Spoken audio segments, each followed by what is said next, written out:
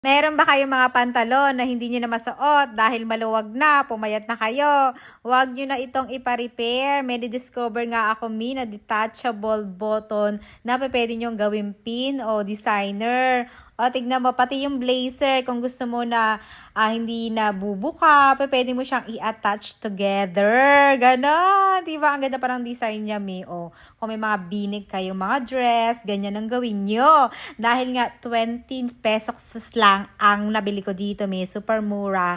So, ayan, madami-dami na rin yung binili ko. Tinignan ko kung maganda yung quality niya. At perfect. Ang ganda ng quality. Marami kayong mga pagpipili ang design. Ganyan siya. May ikabit. Kapag ikakabit nyo naman siya, madaling-madali. Ito yung pang-lock niya. Itutusok nyo lang dyan sa inyong mga dress. Tapos sa likod, ilalak nyo lang. Tapos ayan na yung magkabilaan din dalawa para kapag inattach nyo siyang dalawa, ganyan. O diba, ang dali lang.